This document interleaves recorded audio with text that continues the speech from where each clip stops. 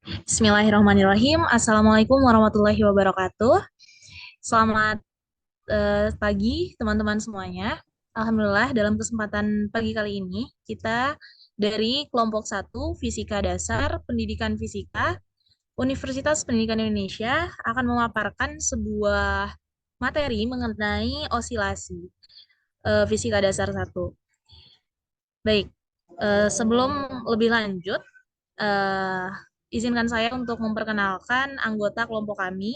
Di sini ada Rashika Zatadini dengan NIM 2301136, ada Hesi Ferika dengan NIM 2300714, ada Alfi Syahrini dengan NIM 2303422, ada Siti Najwa Latifah Aulia Mulyadi, saya sendiri dengan NIM 2300471, dan yang terakhir ada Harfli Nirvain dengan NIM 2304505.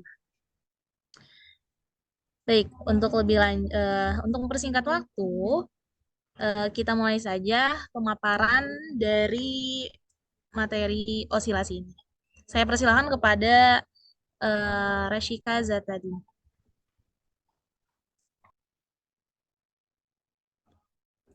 Baik, sebelum mengenal osilasi lebih lanjut, kita sebelumnya harus mengetahui apa itu osilasi.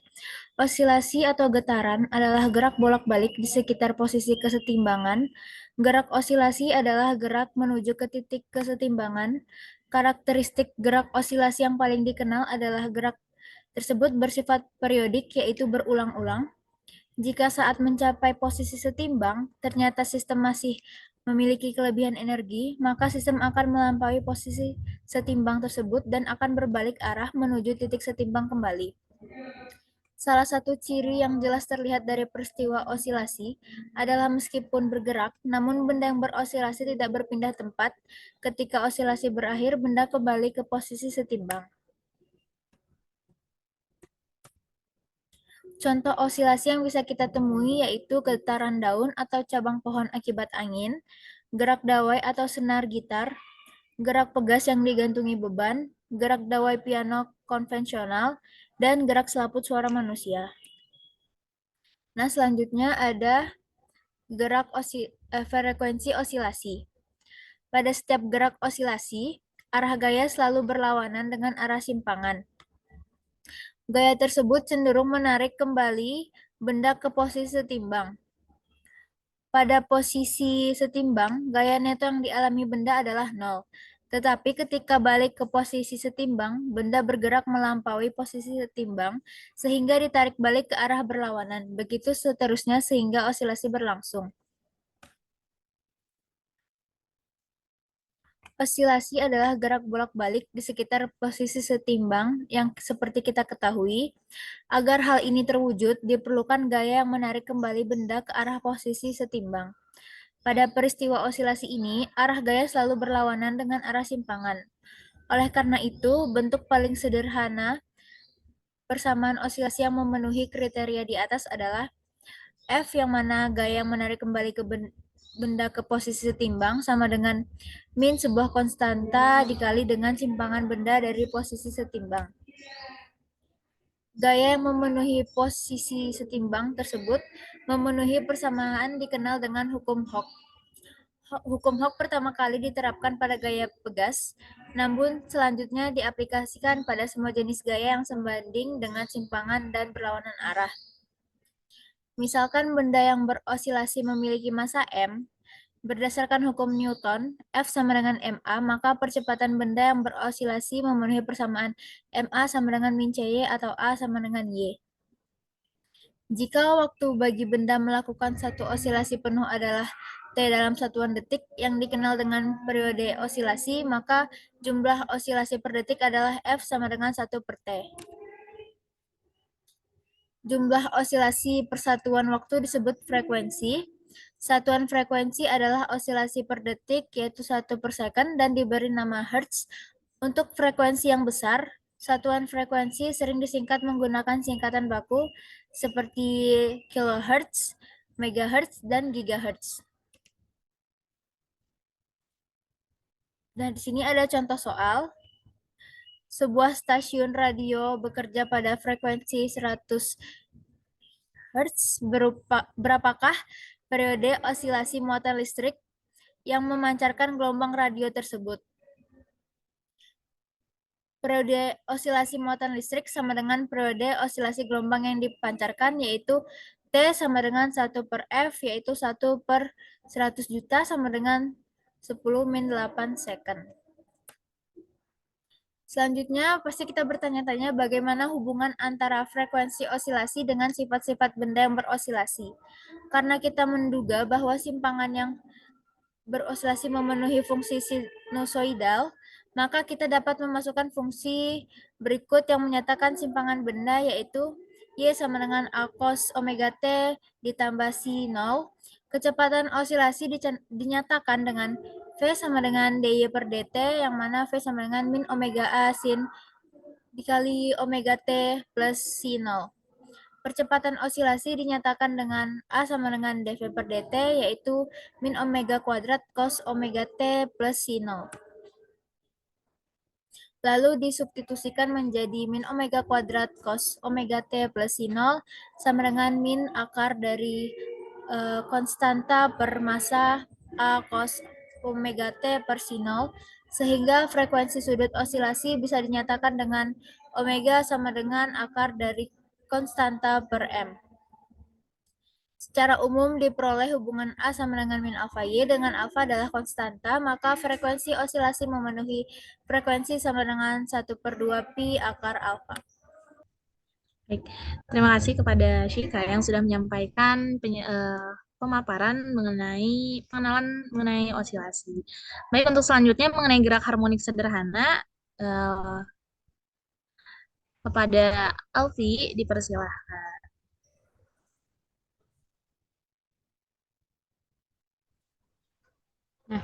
Nah, sebelumnya terima kasih atas kesempatannya. Di sini saya akan menjelaskan tentang gerak harmonik sederhana. Nah, gerak harmonik sederhana merupakan gerakan periodik yang dilakukan oleh benda yang memiliki amplitudo jarak maksimum dari titik kesetimbangan yang kecil dan bergerak bolak-balik sekitar titik kesetimbangan. Gerak harmonik sederhana dapat berfungsi sebagai model matematika untuk berbagai gerakan.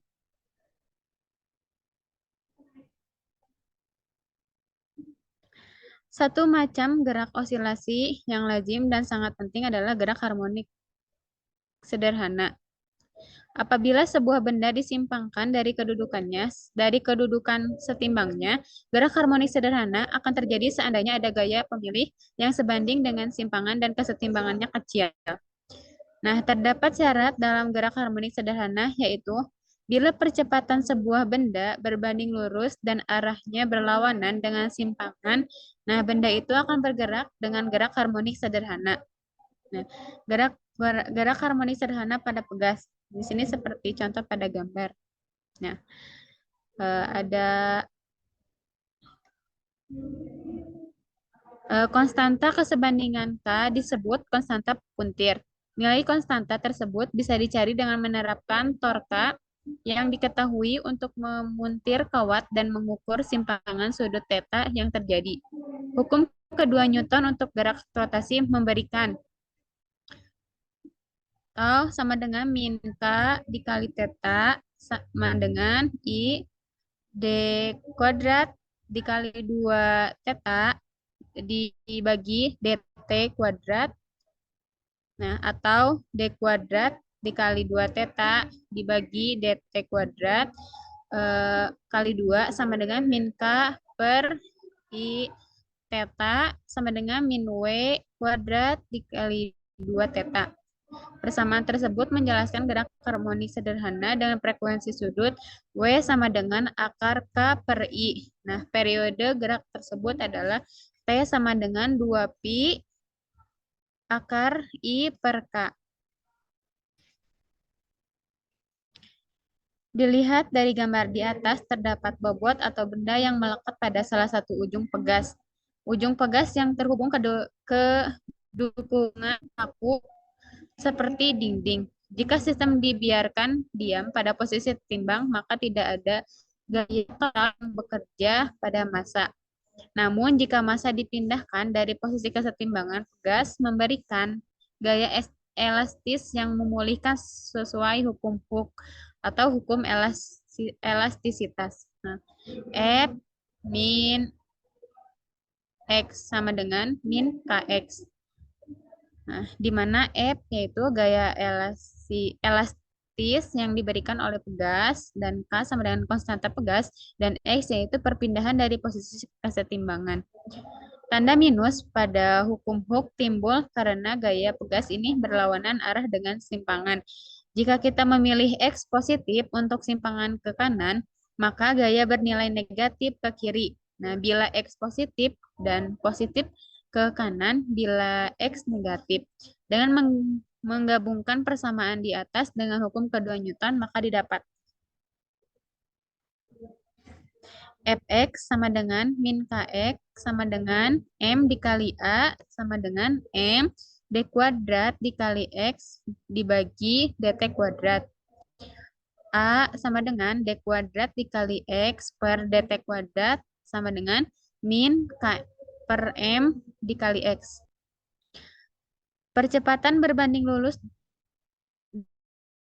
dan arahnya berlawanan dengan simpangan. Hal ini merupakan karakteristik umum gerak harmonik sederhana dan bahkan dapat digunakan untuk mengidentifikasi sederhana. Dengan mengacu pada frekuensi osilasi, maka frekuensi osilasi pegas matematis sederhana didapatkan F sama dengan 1/2 pi akar K per M.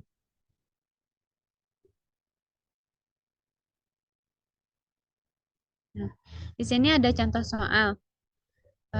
Pegas dari sebuah neraca memiliki panjang 20 cm. Nah, ketika digunakan untuk menimbang sayuran 100 gram, pegas mengalami pertambahan panjang 2 cm. Jika gantungan sayur tersebut sedikit ditarik sehingga berisolasi, berapakah frekuensi osilasi yang terjadi? Nah, penyelesaiannya yaitu besar gaya yang dialami pegas akibat menahan sayuran sama dengan berat sayuran atau F sama dengan W sayuran sama dengan M sayuran dikali G sama dengan 0,1 dikali 10 sama dengan gaya gravitasi ini setimbang dengan gaya pegas. Nah, saat pegas menyimpang jauh, X sama dengan 2 cm, nah ini sama dengan 0, nah, atau K 0,02 sama dengan 1. Sehingga konstanta pegas adalah K sama dengan 1 dibagi 0,02 sama dengan 50 Newton per meter. Frekuensi osilasi yang terjadi jika gantungan sayur sedikit disimpangkan adalah, nah, F sama dengan 1/2 pi dikali K per M pangkat 0,5. 1/2 dikali 3,14. Kenapa 3,14? Yaitu karena V 5K-nya yaitu 50 dibagi masanya 0,1. Sama dengan hasilnya 3,56 Hz.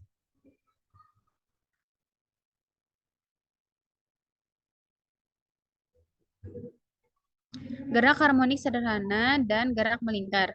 Dilihat dari gambar di atas, sebuah partikel yang bergerak dengan kelajuan konstan, yaitu V, dalam suatu lingkaran berjari-jari A. Kecepatan sudut, yaitu theta, konstanta, dan dihubungkan ke kelajuan oleh W sama dengan V per A. Simpangan sudut partikel relatif terhadap sumbu X diberikan oleh theta sama dengan W dikali T sama dengan E ditambah, nah, theta. Dengan theta merupakan simpangan delta. Dengan delta merupakan simpangan sudut pada waktu T sama dengan 0. Dapat dilihat pula bahwa komponen X posisi partikel diberikan oleh X sama dengan A cos theta sama dengan A cos dikali omega dikali T ditambah. Nah, jadi dapat disimpulkan bahwa pada suatu garis lurus, proyeksi sebuah partikel yang bergerak dengan gerak melingkar seragam merupakan gerak harmonik sederhana.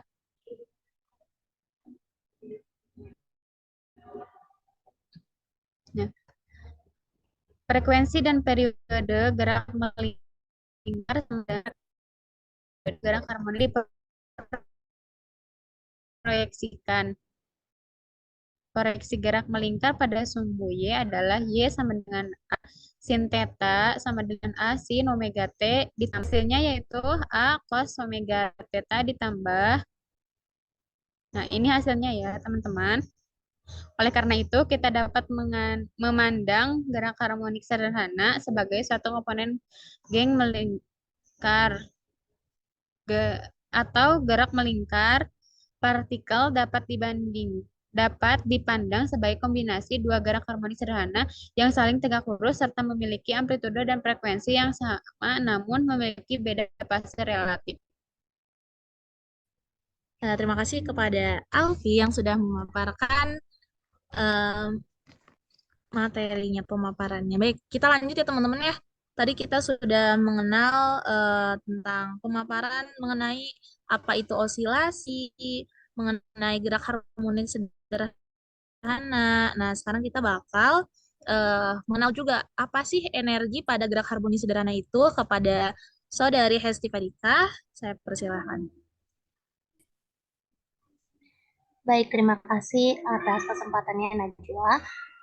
Jadi, energi pada gerak harmonik sederhana itu bila sebuah benda berosilasi pada sebuah pegas, energi kinetik benda dan energi potensial sistem benda-benda pegas berubah terhadap waktu. Sementara jumlah kedua energi itu yakni energi total konstan dengan menganggap tidak ada gesekan atau gesekannya diabaikan. Energi potensial sebuah pegas dengan konstanta gaya K yang teregang sejauh X dari kesetimbangannya diberikan oleh seperti persamaan energi potensial yaitu U setengah Kx kuadrat. Sedangkan energi kinetik adalah K sama dengan setengah mv kuadrat, di mana m merupakan massa dan v merupakan kelajuannya. Sedangkan energi totalnya adalah jumlah energi potensial dan energi kinetik, yaitu energi total sama dengan U ditambah K, di mana sama dengan setengah dikali Kx kuadrat ditambah setengah kali mv kuadrat.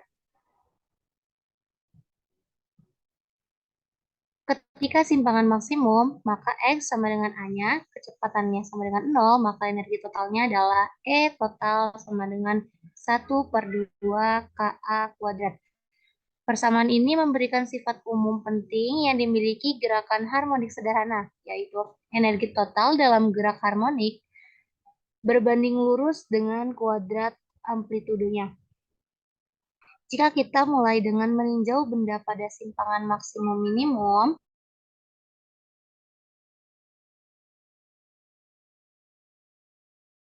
energi total awalnya hanya energi begitu ke arah kesetimbangan, energi kinetiknya bertambah dan energi potensialnya sistem berkurang.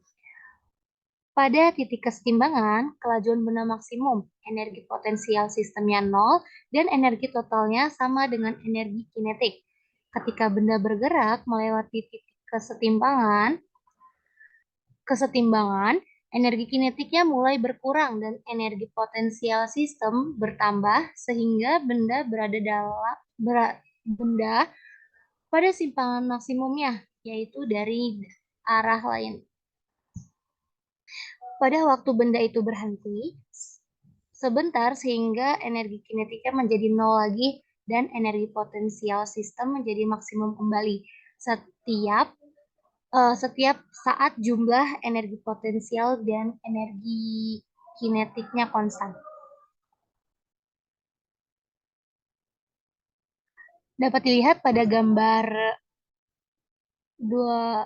gambar sebelah kanan, kita dapat menunjukkan bahwa energi total untuk benda yang berosilasi pada sebuah pegas bernilai konstan dengan mensubstitusikan pernyataan bagi X dan V dalam persamaan X sama dengan A cos omega T ditambah delta, dan V adalah dx per dt-nya, sama dengan min A omega sin omega T plus delta, sama dengan A omega cos omega T plus delta plus Pi per 2 ke dalam persamaan U sama dengan setengah X kuadrat kali K.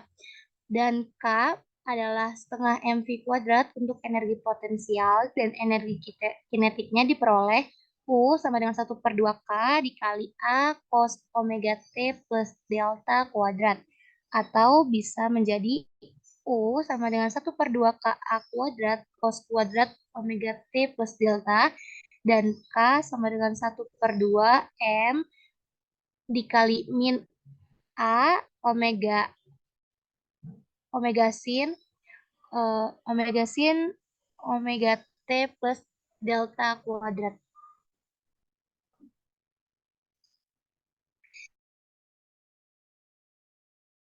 Dengan menggunakan omega kuadrat sama dengan K dibagi M, energi kinetik dapat ditulis K sama dengan setengah KA kuadrat sin kuadrat omega T plus delta, dengan menjumlahkan energi potensial dan energi kinetik untuk memperoleh energi total.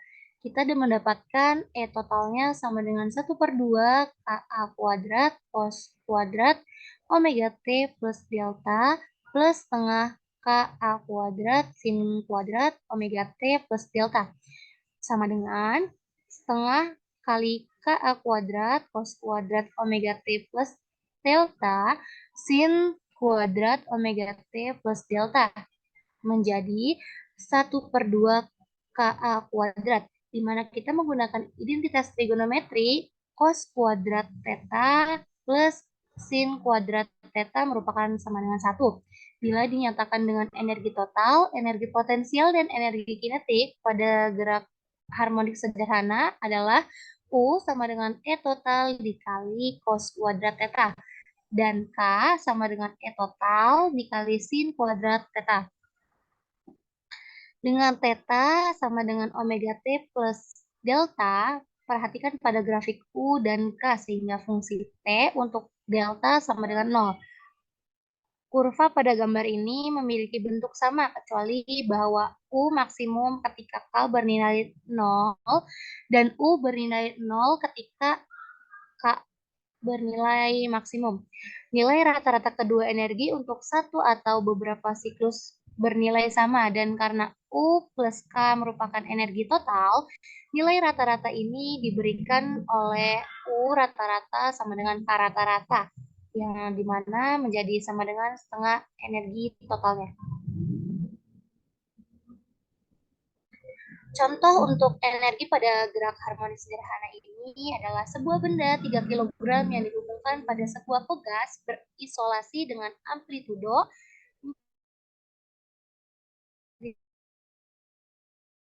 meter, dan periodenya ditanya berapa energi totalnya dan berapa kecepatan maksimum benda tersebut.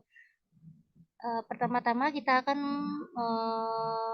menjawab untuk energi totalnya adalah 1/2 KA kuadrat, di mana konstanta gaya pegasnya adalah K, berhubungan dengan periode melalui persamaan T sama dengan 2pi akar M per K, sehingga K sama dengan 2pi kuadrat M dibagi T kuadrat, sehingga dimasukkan sama dengan 4pi kuadrat dikali masanya adalah 3 kg dan T-nya merupakan 4 second kuadrat, sehingga menjadi 29,6 Newton per meter per menit. Sehingga didapat energi totalnya adalah E total sama dengan 1/2 KA kuadrat sama dengan setengah 29,6 Newton per menit dikali 0,04 meter kuadrat sama dengan 2,37 kali 10 pangkat minus 2 Joule. Yang kedua, kita akan mencari kecepatan maksimumnya, yaitu energi total kita gunakan untuk mencari kecepatan maksimumnya. Ketika kelajuannya maksimum, maka energi potensialnya sama dengan 0 dan energi totalnya adalah energi kinetik saat itu. Di mana E total sama dengan 1/2 mv kuadrat maksimum sama dengan 2,37 kali 10 pangkat minus 2 Joule. Oleh karena itu, kelajuan maksimumnya adalah V maksimum sama dengan akar 2 dikali E sama dengan 2 dikali 2,37 kali 10 pangkat minus 2 Joule dibagi dengan masanya yaitu 3 kg sama dengan 0,126 meter per second sehingga didapatkan untuk kelajuan maksimumnya adalah 0,126. Kita dapat mencari kelajuan maksimum dengan V maksimum sama dengan omega A dikali sin omega T maksimum sehingga W atau omega dikali A. Dengan menggunakan omega sama dengan 2pi per T, kita memperoleh V maksimumnya sama dengan 2pi A per T sama dengan 3,14 dikali 4 cm per 2 second. Sehingga menjadi 12,6 cm per second diubah menjadi meter sehingga menjadi 0,126 meter per second ya.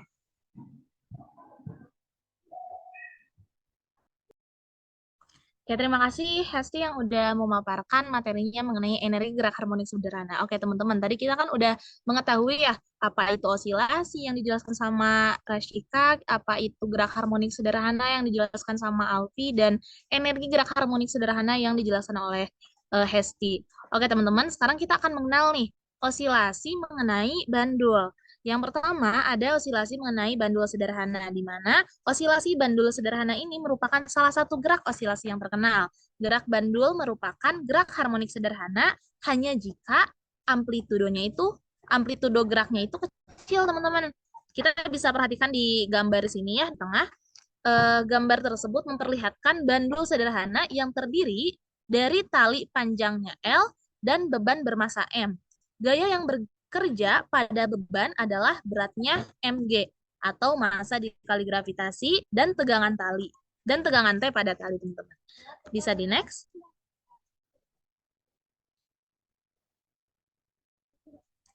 Oke, bila tali membuat sudut θ terhadap vertikal, berat memiliki komponen-komponen mg cos θ sepanjang tali dan mg sin θ tegak lurus tali dalam arah berkurangnya θ.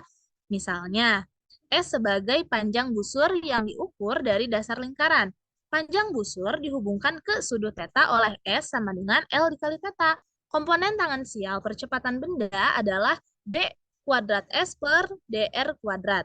Komponen tangensial hukum kedua Newton adalah sigma Ft sama dengan min mg sin θ sama dengan m d kuadrat S per dt kuadrat. Atau d kuadrat S per dt kuadrat sama dengan min g sin θ sama dengan min g sin S per L. Jika S jauh lebih kecil daripada S per L, sudut θ sama dengan S per L adalah kecil dan dapat mendekati sin θ dengan sudut θ. Dengan menggunakan sin S per L sama dengan S per L sehingga didapatkan, teman-teman, D kuadrat S per dt kuadrat sama dengan min G per LS. D kuadrat S per dt kuadrat S sama dengan min omega kuadrat per S, di mana omega kuadrat sama dengan G per L. Baik, diketahui bahwa S sama dengan S0 cos omega T plus delta, dengan S0 adalah simpangan maksimum diukur sepanjang busur lingkaran. Maka periode gerak harmonik tersebut adalah T sama dengan 2V per omega atau sama dengan 2V per 2V akar L per G. Boleh di next? Oke. Yang kedua ada bandul fisis. Bandul fisis merupakan suatu sistem ketika sebuah benda tegar yang digantung dari satu titik yang bukan merupakan pusat masanya yang akan berosilasi ketika disimpangkan dari posisi kesetimbangannya. Nah, teman-teman bisa lihat di sini ya, ada gambarnya juga. Oke, boleh di next aja. Gambar tersebut merupakan sebuah bangun datar yang digantung pada sebuah titik berjarak D dari pusat masanya dan disimpangkan dari mg sin theta dan cenderung mengurangi theta. Percepatan sudut alfa dihubungkan dengan eh, torka oleh torka sama dengan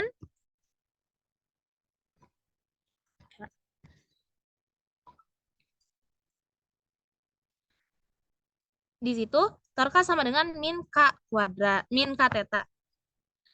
Konstanta kesebandingan K disebut konstanta puntir. Mohon maaf. Di mana torka sama dengan I dikali alfa sama dengan I D kuadrat theta per dt kuadrat. Dengan atau momen inersia di sekitar titik gantung. Dengan mensubstitusikan min mgd sin theta untuk torka total, maka diperoleh min mgd sin theta sama dengan I D kuadrat theta per dt kuadrat. Atau D kuadrat theta per dt kuadrat sama dengan min mgd sin theta per I.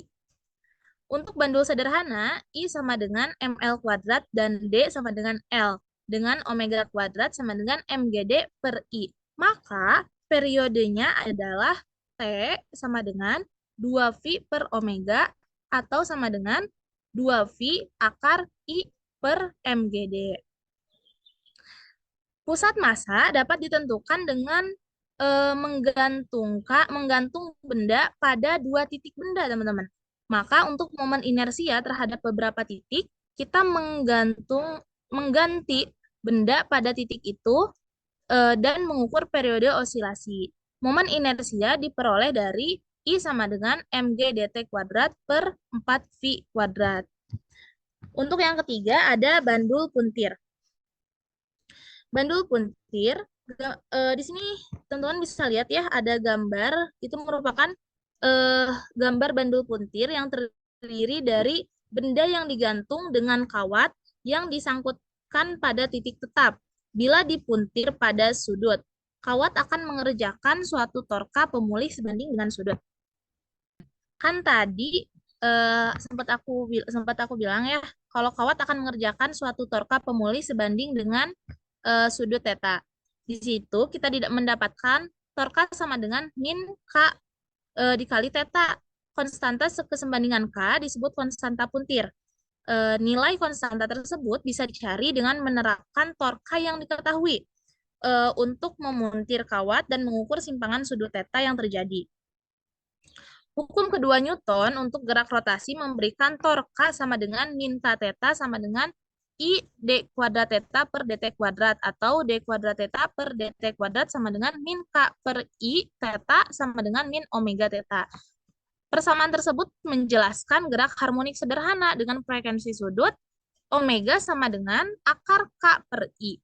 Periode gerak tersebut adalah T sama dengan 2V akar I per K. Maka di sini kita bisa menyimpulkan bahwa bandul ini merupakan salah satu gerak harmonik sederhana.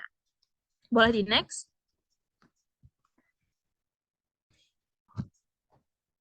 Nah, teman-teman, setelah tadi kita mengetahui atau mengenal beberapa gerak osilasi dari bandul, ada bandul sederhana dan bandul fisis serta bandul puntir. Di sini kita akan mengenal gerak umum di dekat kesetimbangan. Nah, gerak umum di dekat kesetimbangan itu ketika kapan saja sebuah partikel disimpangkan dari posisi kesetimbangan stabilnya, maka gerak partikel merupakan harmonik sederhana jika simpangannya cukup. Contoh bandul sederhana, bandul fisis, tadi kan udah sempat dijelaskan juga ya, dan banyak lagi itu. Nah, teman-teman di sini ada sebuah gambar, ada gambar A dan gambar B. Pada gambar A, di situ merupakan gambar grafik gaya total sembarang sebagai fungsi posisi. Pada posisi X1 dan X2, gaya bernilai 0. sehingga posisi ini merupakan posisi-posisi kesetimbangan. Namun, pada posisi X2 tidak stabil. Jika partikel bergeser sedikit saja dalam arah X positif, maka gaya bernilai positif. Sebaliknya, jika X digeser ke arah negatif, ke arah X negatif, maka gaya bernilai negatif juga. Boleh di next? Nah, pada kedua kasus, gaya mempercepat partikel menjauh dari posisi kesetimbangannya. Kesetimbangan pada X1 itu stabil. Jika partikel digeser sedikit dari kesetimbangan ke satu arah, maka gaya akan mempercepat kembali ke arah kesetimbangan. Oleh karena itu, partikel berosilasi di sekitar titik kesetimbangan. Sedangkan pada gambar B menggambarkan bahwa di dekat X1 dapat diapproksimasi dengan suatu garis lurus dengan Fx sama dengan min KE. Jadi untuk simpangan yang kecil gerak mendekati untuk simpangan yang kecil gerak mendekati gerak harmonik sederhana, teman-teman. Gitu. Osilasi teredam. Pada semua gerak osilasi yang sebenarnya, energi mekanik terdisipasi karena adanya suatu gaya gesekan. Bila dibiarkan saja, sebuah pegas atau bandul akhirnya akan berhenti berosilasi. Bila energi mekanik gerak osilasi berkurang terhadap waktu, gerak dikatakan teredam. Tapi jika gaya gesekan atau redaman kecil, gerak itu bisa dikatakan dengan gerak hampir periodik. Sekalipun amplitudenya berkurang secara lambat terhadap waktu, tapi jika amplitude berkurang secara lambat terhadap waktu, demikian juga yang terjadi pada energi, karena energi sebuah osilator berbanding lurus dengan kuadrat amplitudo. Untuk kasus redaman kecil, baik amplitudo maupun energi osilasi berkurang dengan persentase penurunan konstan dalam suatu interval waktu tertentu.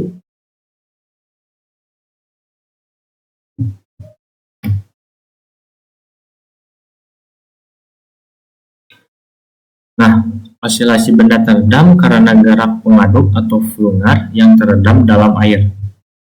Nah, seperti ada dalam gambar di samping, laju kehilangan energi dapat bervariasi dengan mengubah ukuran pengaduk atau viskositas atau kekentalan cairannya. Meskipun analisis terinci gaya teredam seperti analisis untuk sistem ini biasanya rumit, kita sering dapat menyajikan gaya seperti itu dengan suatu persamaan empirik yang bersesuaian dengan hasil eksperimen dan pengolahan matematisnya relatif sederhana. Persamaan paling sederhana dan lazim untuk gaya seperti itu yang berbanding lurus dengan kecepatan benda namun arahnya berlawanan adalah dengan Fd sama dengan min Bv, dengan B adalah suatu konstanta yang menyatakan besarnya redaman. Ini merupakan suatu contoh gaya hambat karena gaya hambat selalu berlawanan dengan arah gerak. Usaha yang dilakukan oleh gaya tidak konservatif, ini selalu negatif. Nah, jadi gaya ini menyebabkan energi mekanik sistem berkurang. Hukum kuda Newton yang diterapkan untuk gerak benda bermassa m pada massa dengan konstanta gaya k, bila gaya redaman min Bv adalah Fx sama dengan max. Atau dalam gerak harmonik sederhana, energi mekanik total berosilasi antara energi potensial dan kinetik. Nilai rata-rata energi potensial dan energi kinetik untuk suatu siklus adalah sama, dan energi total sama dengan 2 kali nilai rata-rata energi potensial maupun energi kinetik. Oleh karena itu, kita dapat menulis E sama dengan 2,5 mv kuadrat rata-rata sama dengan V pangkat 2 rata-rata. Nah, untuk selanjutnya adalah untuk osilator yang teredam sedikit, hanya energi mekanik yang hilang selama satu siklus, sehingga energi total berkurang secara lambat terhadap waktu. Laju perubahan sesaat dari energi mekanik total sama dengan daya masukan dari gaya redaman. Itu bisa dengan rumusnya P sama dengan dE per dt sama dengan F dV sama dengan min Bv kuadrat. Nah, daya masukan bertanda negatif menunjukkan bahwa energi meninggalkan sistem. Jika kita mengganti V2 dalam persamaan di atas dengan nilai rata-rata, sama dengan E per M dari persamaan kelasnya lagi, maka kita akan memperoleh DE per DT sama dengan min B per M E. Itu menggambarkan suatu penurunan eksponensial. Laju penurunan energi berbanding lurus dengan energi, sehingga penurunan fraksional atau min DE per E sama dengan B per M DT. Itu sama untuk sembarang selang waktu. Persamaan di atas dapat diselesaikan dengan integrasi langsung.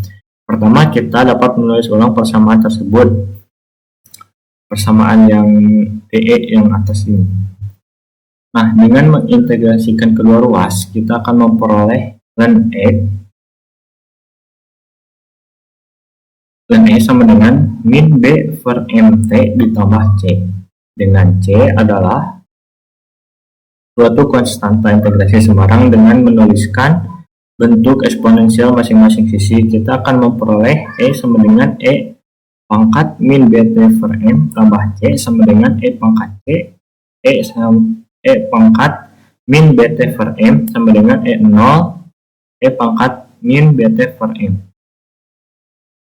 Dengan E0 sama dengan E pangkat C adalah suatu konstanta lain yang merupakan energi pada waktu T sama dengan 0. Dengan demikian, penyelesaian persamaan DE per DT sama dengan min B per ME adalah E sama dengan E0 E pangkat min B per MT sama dengan E0 E pangkat min T per T.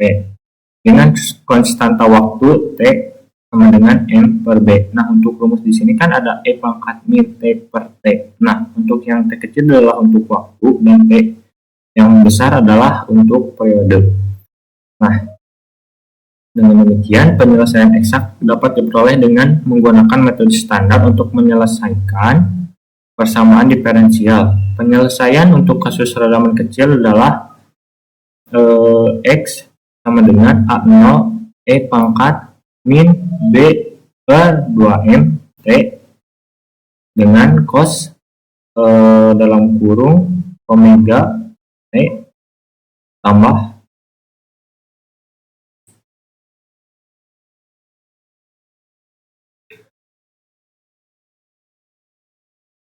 dengan A0 adalah amplitude maksimum dan frekuensi omega pangkat I dihubungkan dengan frekuensi sudut omega 0 sama dengan akar K per M oleh yang seperti dijelaskan dalam rumus yang ini.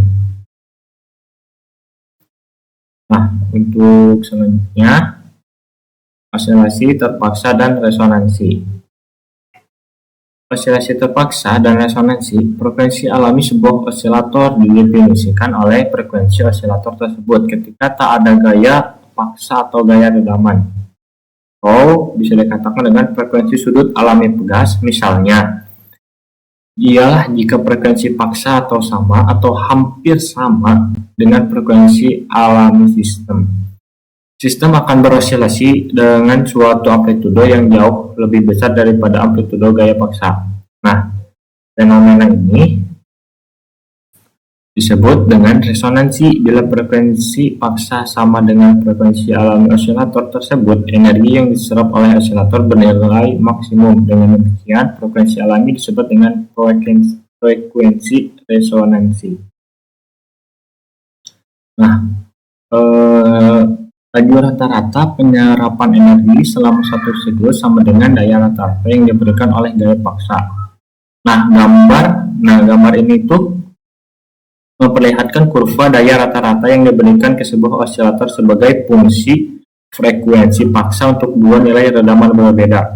Seperti yang dilihat dalam kurvanya adalah ada redaman besar dengan Q kecil, ada redaman kecil dengan Q besar. Nah, ini adalah kurva dengan Q rata-rata terhadap omega. Nah, kurva ini disebut dengan kurva resonansi. Bila redaman kecil atau Q-nya besar, osilator akan menyerap jauh lebih banyak energi dari gaya paksa pada atau dekat frekuensi resonansi daripada yang diserap pada frekuensi lain. Lebar puncak kurva resonansi yang bersangkutan adalah sempit Nah, jadi kalau redaman kecil dengan Q besar adalah untuk puncaknya itu sempit. Dan kita mengatakan bahwa resonansinya tajam. Nah, tapi bila redaman besar atau Q-nya kecil, osilator tetap menyerap lebih banyak energi pada atau tempat resonansi daripada frekuensi lain. Namun perbedaannya tidak besar dan kurva resonansinya lebar. Nah, bisa dilihat untuk kurva itu lebih lebar daripada yang redaman kecil. Jadi untuk lebar masing-masing kurva, resonansi delta omega ditunjukkan dalam gambar di sini. Jadi bisa dilihat dalam gambar di sini adalah ada delta omeganya. Nah, untuk redaman yang relatif kecil, rasio frekuensi resonansi omega 0-nya terhadap lebar resonansi dapat ditunjukkan dengan faktor Q sama dengan W0 per delta W sama dengan F0 per delta F. Oke teman-teman, setelah kita mengetahui tadi ya apa itu osilasi, apa itu gerak harmonik sederhana, energi pada gerak harmonik sederhana, osilasi pada bandul, dan osilasi teredam dan osilasi resonansi, kami berharap bahwa apa yang kami paparkan dapat membantu teman-teman semua dalam pembelajaran materi osilasi pada fisika dasar 1 ini. Sekian terima kasih dari kami. Mohon maaf atas segala kekurangannya. Terima kasih. Wassalamualaikum warahmatullahi wabarakatuh.